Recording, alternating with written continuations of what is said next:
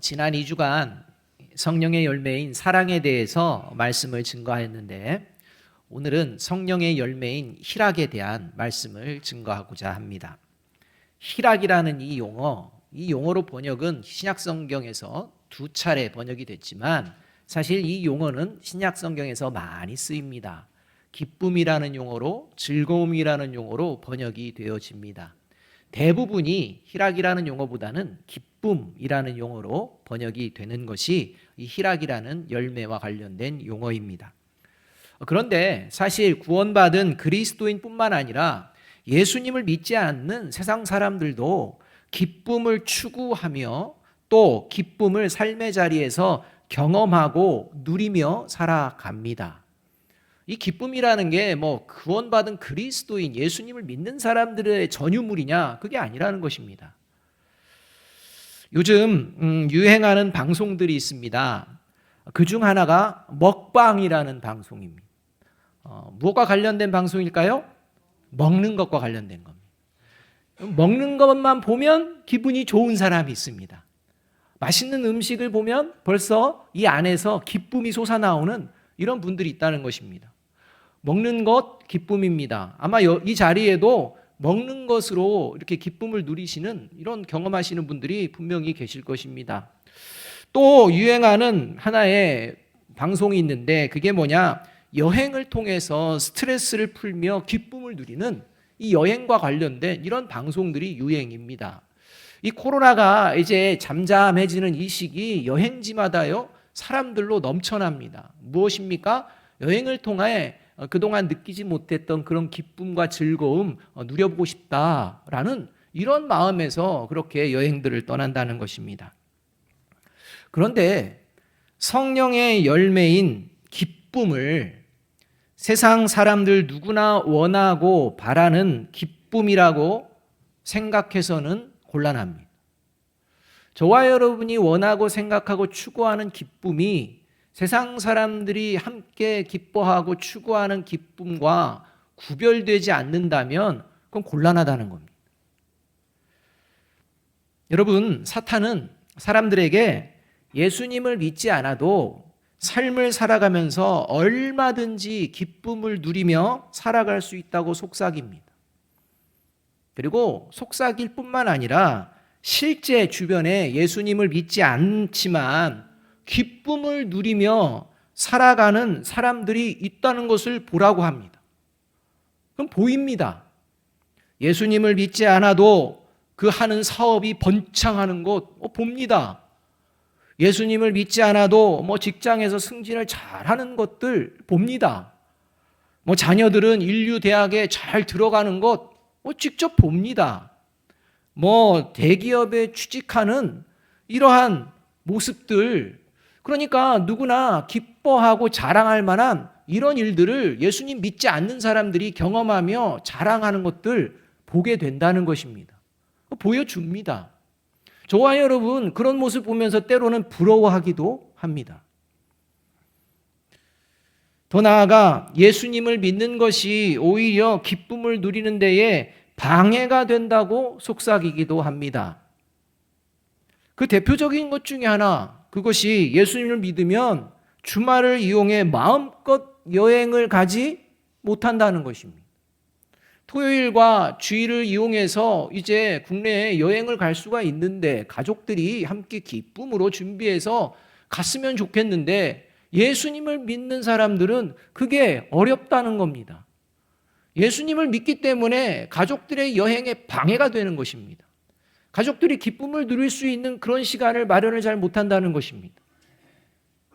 그래서 이제 일정을 잡고 여행을 주일 끼고 가면 왠지 모를 죄책감마저도 들게 하는 이러한 모습이 있다라고 하며 사단은 속삭인다는 것입니다.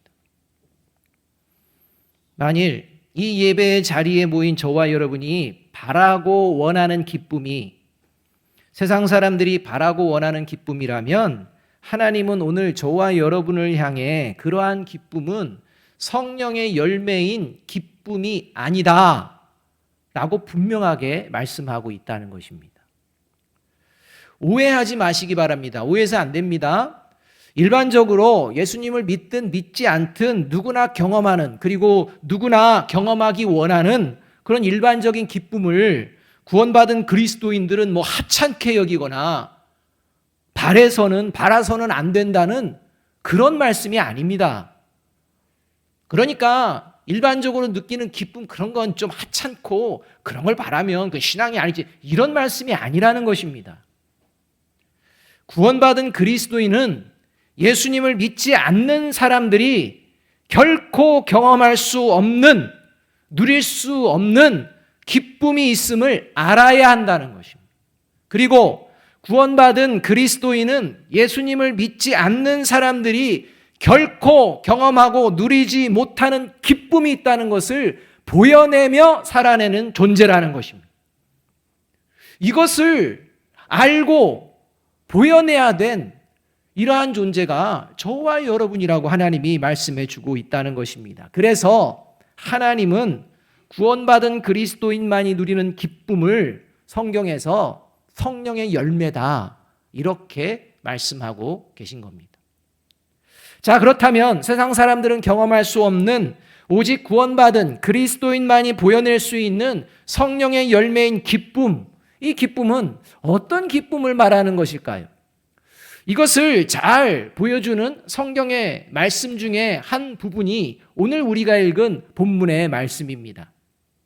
오늘 본문 말씀 52절과 53절의 말씀을 다 함께 한번 읽어보겠습니다.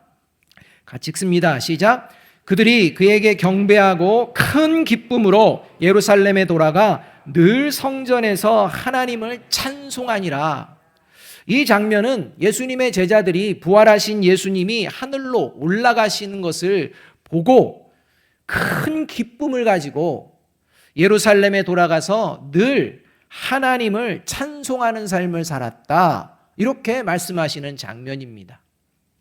여러분, 만일 부활하신 예수님이 보란듯이 이제 앞장을 서고, 그리고 제자들 날 따라와, 이렇게 말씀하시며 제자들이 예수님의 뒤를 따르며 의기양양하게 예루살렘 성전에 들어갔다면 큰 기쁨으로 늘 성전에서 하나님을 찬송했다는 말씀이 100번 이해가 됩니다. 그런데 여러분, 이 상황은 제자들이 기쁜 마음으로 예루살렘으로 돌아갈 상황이 아닙니다.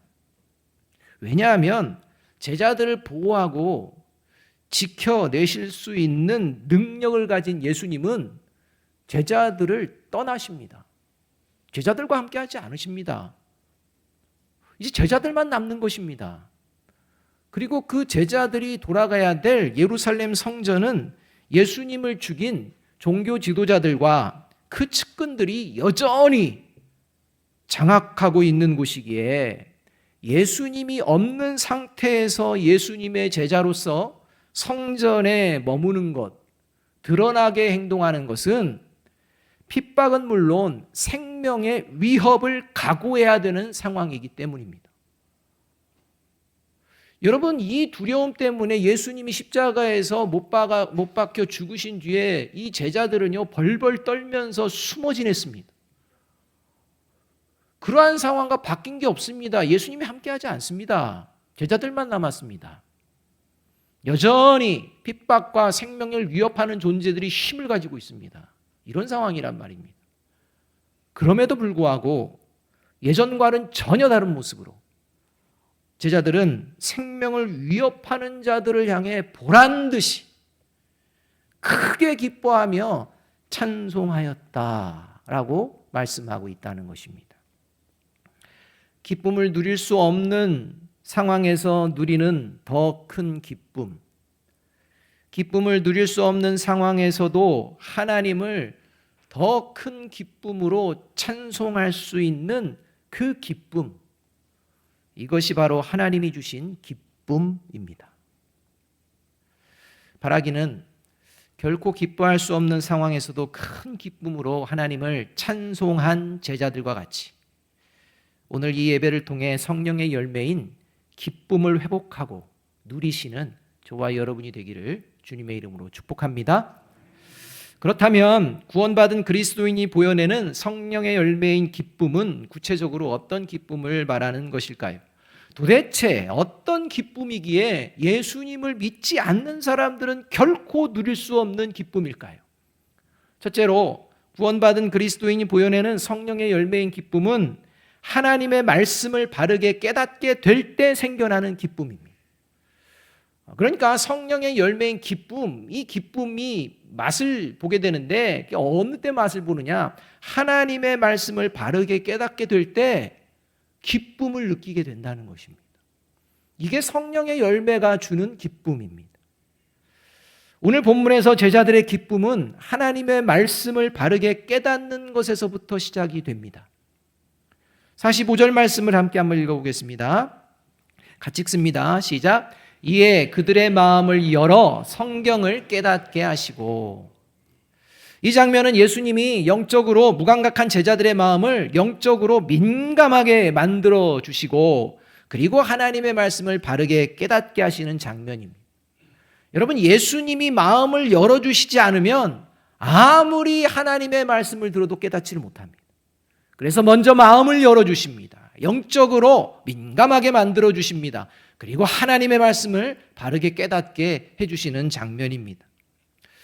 여러분, 세상에서 아무리 똑똑하고 인정을 받을지라도 하나님의 말씀을 바르게 깨닫는 것은 하나님의 도우심이 없이는 불가능합니다.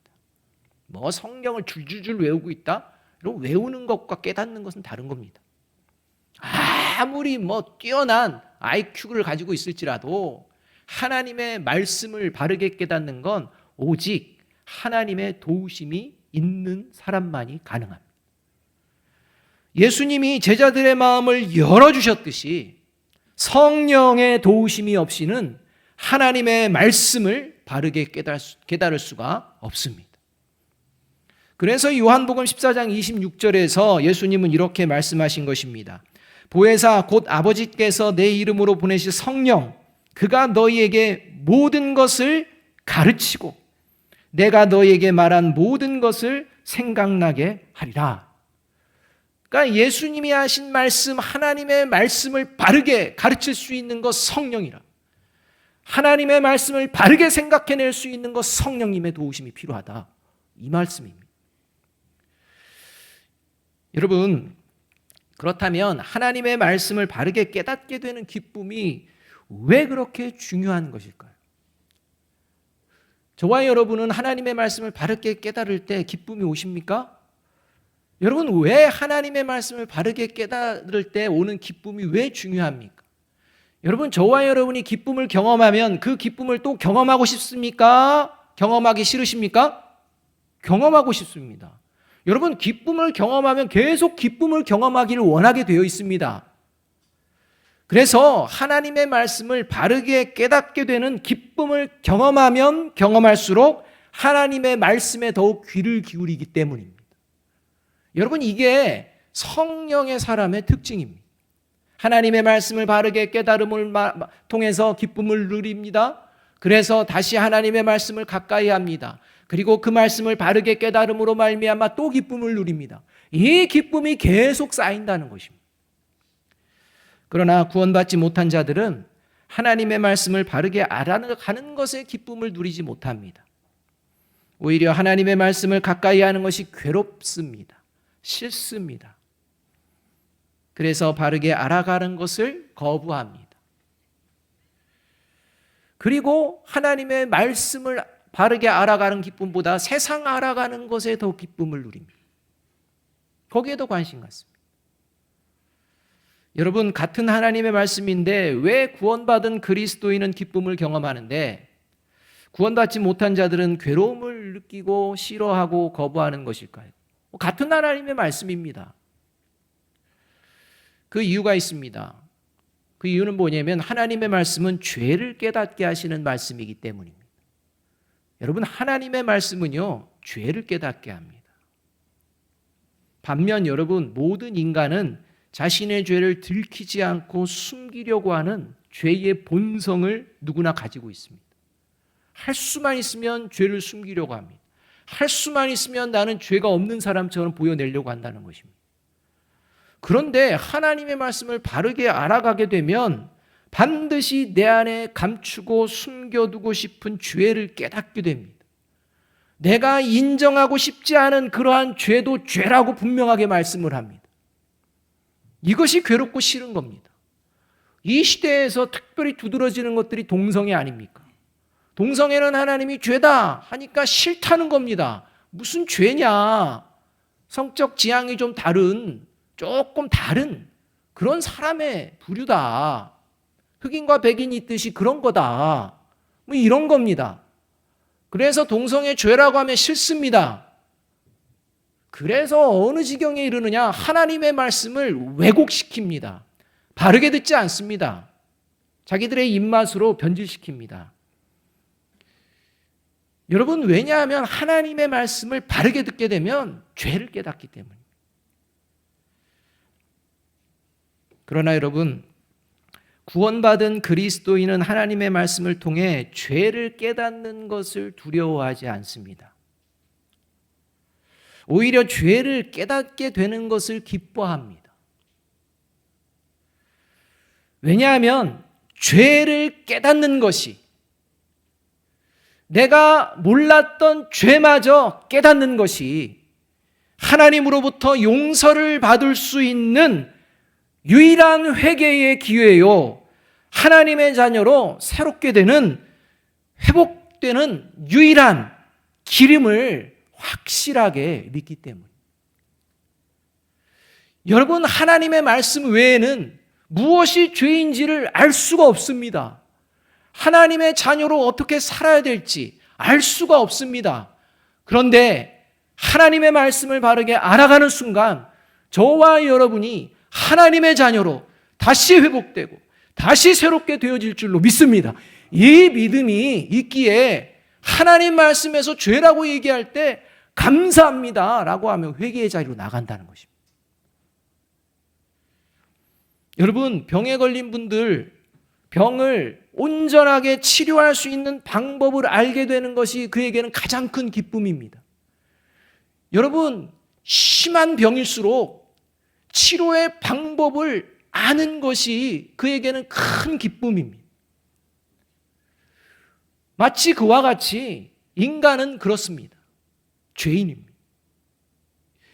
심각한 병을 가지고 있는 죄인, 죽음에 이르는 병을 가진 죄인, 영원한 사망에 이르는 죄를 가진 죄인. 여러분, 이러한 저와 여러분을 하나님이 죄를 깨닫게 하시는 건 저와 여러분을 부끄럽고 수치스럽게 하는 것이 아니라 저와 여러분을 용서하시고 하나님의 자녀로 새롭게 하시기 위함인 줄로 믿습니다. 그렇기 때문에 말씀 보는 것이요 두렵지가 않습니다. 그래서 다윗은 하나님의 말씀과 관련하여 시편 19편에서 이렇게 고백하고 있는 겁니다. 시편 19편 10절 13절에 다윗은 하나님의 말씀을 먼저 이렇게 고백합니다. 금 곧 많은 순금보다 더 사모할 것이며 꿀과 송이꿀보다 더 달도다. 여러분, 금과 하나님의 말씀을 읽는 것, 금과 하나님의 말씀을 바르게 아는 것, 둘 중에 하나 택하라면 여러분, 저와 여러분 무엇을 택해야 합니까? 금이지요 라고 할 수 있습니다. 그런데 오늘 다윗은 고백합니다. 금보다도 더 귀하고 나의 마음을 더 기쁘게 하는 것은 하나님의 말씀입니다. 그러면서 그 이유를 이어지는 이제 11절부터 이렇게 말합니다. 또 주의 종이 이것으로 경고를 받고 이것을 지킴으로 상이 크니이다. 자기 허물을 능히 깨달을 자 누구리요? 나를 숨은 허물에서 벗어나게 하소서. 또 주의 종에게 고의로 죄를 짓지 말게 하사 그 죄가 나를 주장하지 못하게 하소서. 그리하면 내가 정직하여 큰 죄과에서 벗어나겠나이다. 바라기는 성령의 도우심으로 하나님의 말씀을 바르게 깨달아 용서와 하나님의 자녀로서의 회복의 기쁨을 누리시는 저와 여러분이 되기를 주님의 이름으로 축복합니다. 둘째로, 구원받은 그리스도인이 보여내는 성령의 열매인 기쁨은 이렇게 하나님의 말씀을 바르게 깨달아 가는 이 기쁨을 통해 또 다른 기쁨으로 연결이 되는데, 그것이 뭐냐? 구원의 확신으로 연결되는 기쁨이라는 겁니다. 하나님의 말씀을 바르게 깨닫는 것이 기쁨이 되는 사람은 그 다음에 어떤 기쁨이 몰려오느냐? 나는 하나님의 자녀인 줄로 믿습니다. 나는 구원받은 하나님의 자녀인 줄로 믿습니다. 이 믿음의 고백을 어디서나 하게 된다는 것입니다. 하나님이 가장 원하시는 것은 모든 사람이 구원받는 겁니다. 그러나 여러분, 구원받지 못한 사람들은 한결같이 하나님이 원하시는 것에는 관심이 없습니다. 구원에 관심이 없습니다. 그리고 온통 자신들이 원하는 것에만 관심이 있습니다.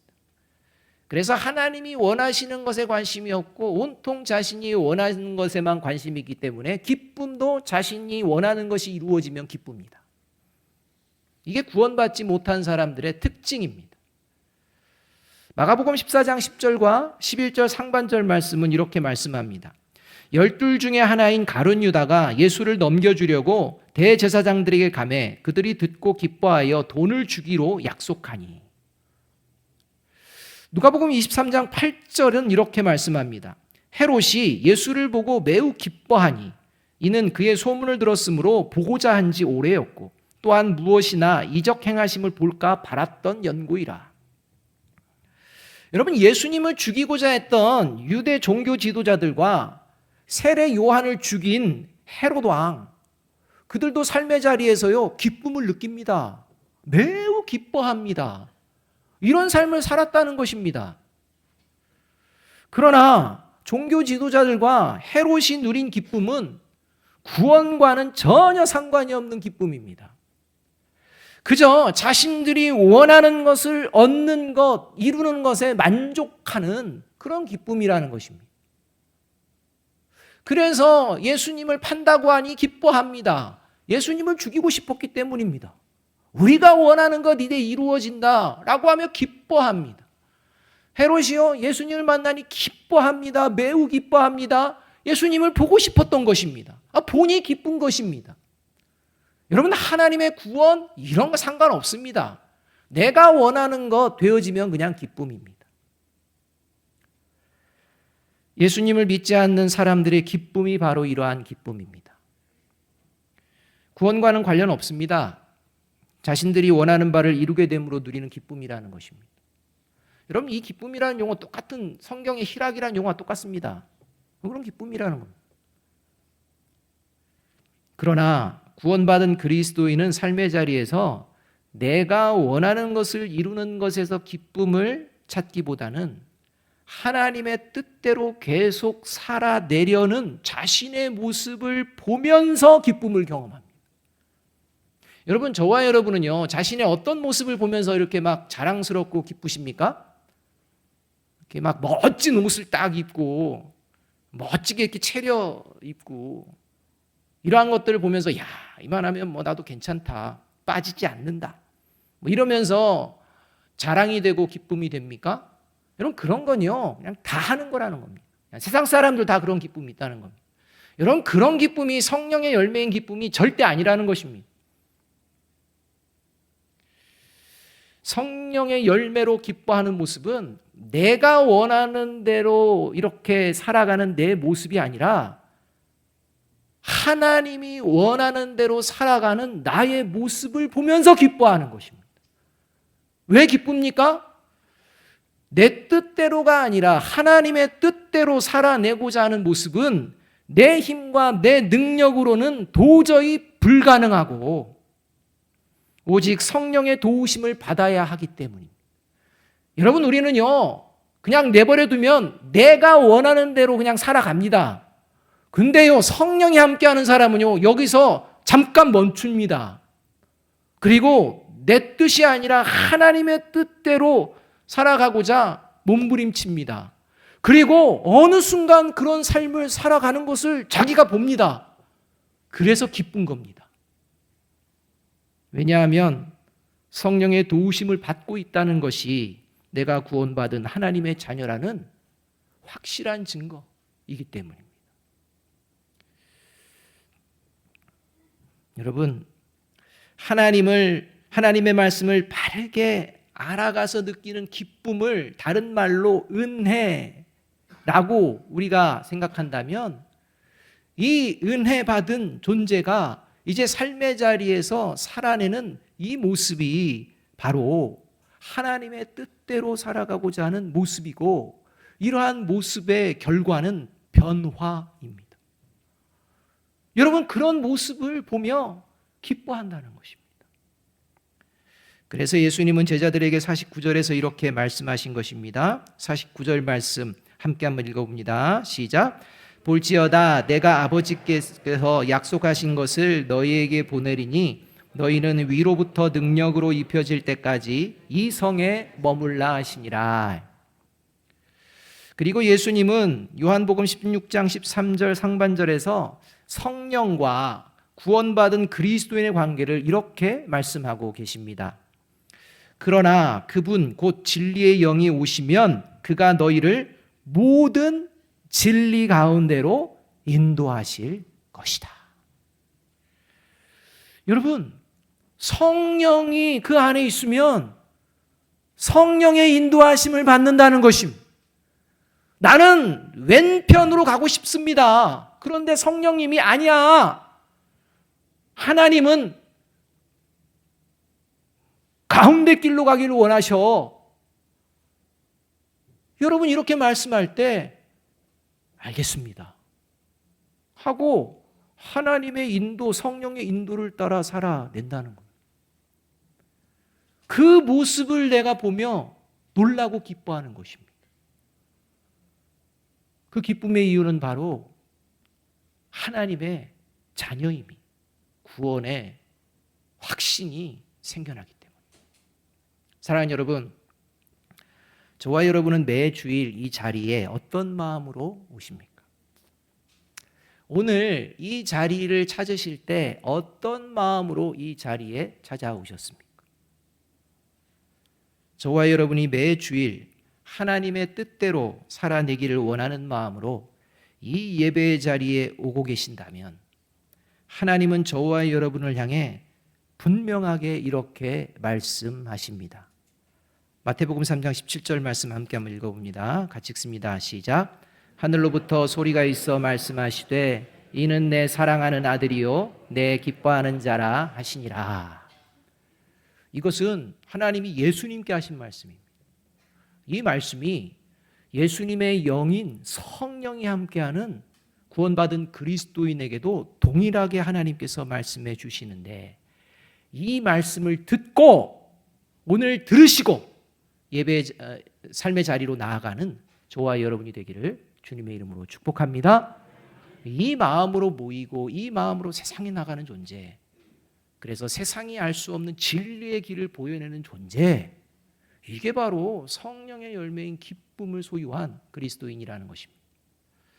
세 번째로, 구원받은 그리스도인이 보여내는 성령의 열매인 기쁨은 삶의 자리에서 고난을 두려워하지 않고 부활신앙으로 넉넉히 이겨내는 기쁨입니다. 여러분, 저와 여러분에게 어려움 상황 가운데에서 이 부활신앙의 능력이 기쁨 가운데 나타나고 있는지를 돌아보아야 합니다. 50절 말씀을 함께 한번 읽어봅니다. 같이 읽습니다. 시작. 예수께서 그들을 데리고 베다니 앞까지 나가사 손을 들어 그들에게 축복하시더니. 이 말씀에 의하면 예수님은 제자들과 함께 베다니 앞에까지 가셨다라고 말씀합니다. 그리고 가셔서 그 자리에서 제자들에게 축복하셨다 이렇게 말씀합니다. 여러분, 그리고 승천하십니다. 제자들이 부활하신 예수님을 만난 것은요, 베다니 근처가 아니었습니다. 예루살렘이었습니다. 그러니까 예수님께서 부활하신 예수님이 제자들을 만나신 곳은 예루살렘인데, 지금은 하나님의 말씀, 예수님이 말씀을 하시고 나서 어디까지 가느냐? 베다니 앞까지 가셨다는 것입니다. 그리고 축복하고 승천하십니다. 여러분, 예수님께서 예루살렘이 좀 그러면 예루살렘 근처 외곽 정도에서 그냥 말씀하시고 승천하셔도 됩니다. 그런데 베다니 앞까지 가셨다는 것입니다. 왜 베다니 앞까지 가셨을까요?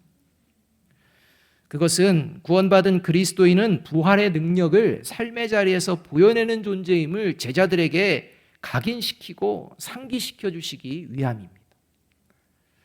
여러분, 부활신앙은요, 죽어서 이루어지는 신앙이 아닙니다. 이 부활신앙은 예수님을 구주로 믿게 되는 순간 구원받은 그리스도인에게 하나님이 주시는 능력이요, 삶의 자리에서 보여내는 신앙입니다. 그게 부활신앙입니다. 지금 저와 여러분의 삶의 자리에서 드러나야 되는 신앙이라는 것입니다.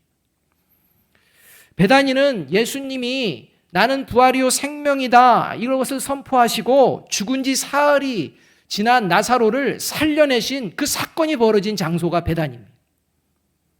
나사로가 죽은 후에 이 예수님이 베다니에 오십니다. 베다니에 오셨을 때 마르다가 먼저 예수님을 맞이합니다.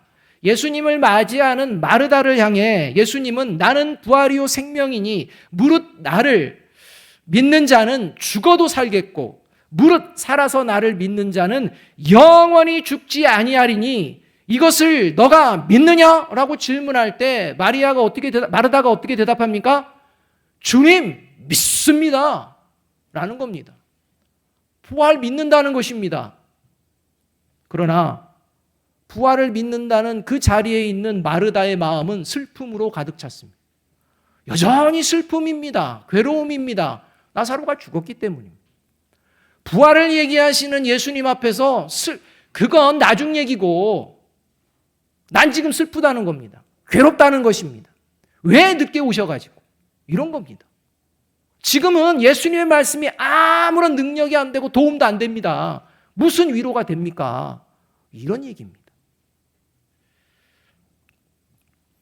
마르다가 믿는 부활은 그냥 죽어서 나중에 이루어지는 부활일 뿐 현재 고난의 상황, 슬픔의 상황에서는 아무런 능력이 되지 못하는 그러한 부활이라고 생각하고 있는 것입니다. 그러나 예수님이 말씀하신 이 부활신앙은 나중에 아니라 지금 역사하는 능력임을 나사로를 살려내심으로 보여주십니다. 그리고 예수님이 보여주신 그 부활의 능력으로 말미암아 죽음과 슬픔의 그 자리는 완전히 변화되어서 큰 기쁨의 자리로 바뀌어지는 것을 우리가 볼 수가 있습니다. 부활의 능력입니다. 여러분, 예수님의 제자들이 지금 핍박은 물론 생명의 위협이 있는 예루살렘을 향해 두려움이 아닌 큰 기쁨으로 나아갈 수 있는 것, 그것은 바로 부활하신 예수님을 만났기 때문입니다. 그리고 부활하신 예수님께서 너희들을 끝까지 지키겠노라 약속하셨기 때문입니다. 그 부활의 능력을 믿는 제자들, 그래서 그들은 큰 기쁨으로 보란듯이 찬송하며 예루살렘에 머물렀던 것입니다. 마태복음 13장 20절과 21절에서 예수님은 교회는 다니는데 성령이 그 안에 존재하지 않는, 부활은 이야기하지만 부활 신앙이 없는 자들의 모습을 이렇게 비유로 말씀하십니다. 돌밭에 뿌려졌다는 것은 말씀을 듣고 즉시 기쁨으로 받되, 그럼 하나님 말씀 들으니까 막 감동이 되고 기쁨이 된다는 겁니다. 받는다는 겁니다.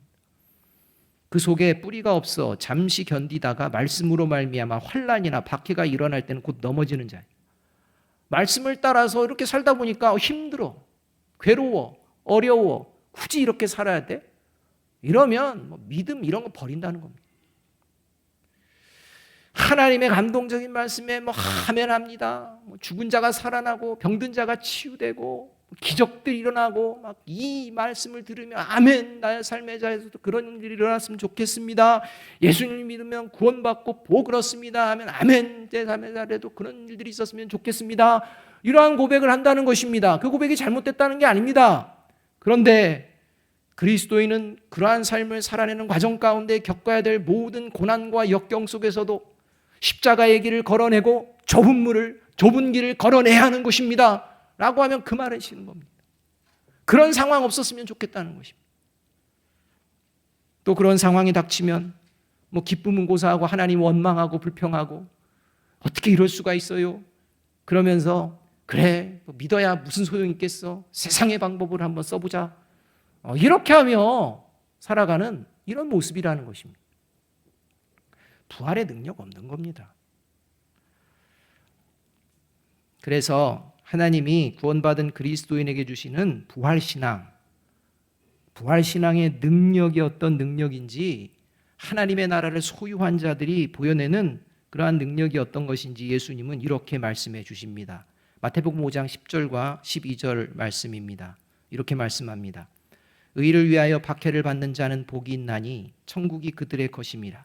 나로 말미암아 너희를 욕하고 박해하고 거짓으로 너희를 거슬러 모든 악한 말을 할 때에는 너희에게 복이 있나니 기뻐하고 즐거워하라. 하늘에서 너희의 상이 큼이라. 너희 전에 있던 선지자들도 이같이 박해하였느니라. 여러분, 하나님께서 원하시는 그 길을 걸어갈 때 어려움과 힘겨움과 고난이 생긴다는 것입니다. 그럴 때 그리스도인 안에 세상 사람들은 생겨나지 않는 기쁨이 있다는 것입니다. 하나님의 고난에 함께 동참하는 기쁨이 있다는 것입니다. 여러분, 그 기쁨을 보시면서 하나님은 하늘에서 너희의 상이 큼이라 약속하십니다. 저와 여러분 모두가 하나님이 예비하신 그 상을 받으시기를 주님의 이름으로 축복합니다. 그 상을 받기 위해 세상에 동화되는 것이 아니라 잘못된 풍조와 거슬러 하나님의 능력, 부활의 능력으로 저와 여러분의 기쁨을 세상 사람들에게 보여내시는 저와 여러분이 되기를 주님의 이름으로 축복합니다. 마지막으로 우리 빌립보서 4장 4절 말씀 함께 한번 읽어봅니다. 같이 읽습니다. 시작. 주 안에서 항상 기뻐하라. 내가 다시 말하노니 기뻐하라. 주님이 주시는 기쁨으로 우리 가정 가운데, 일터 가운데 나아가시는 저와 여러분이 되기를 주님의 이름으로 축복합니다. 기도하겠습니다.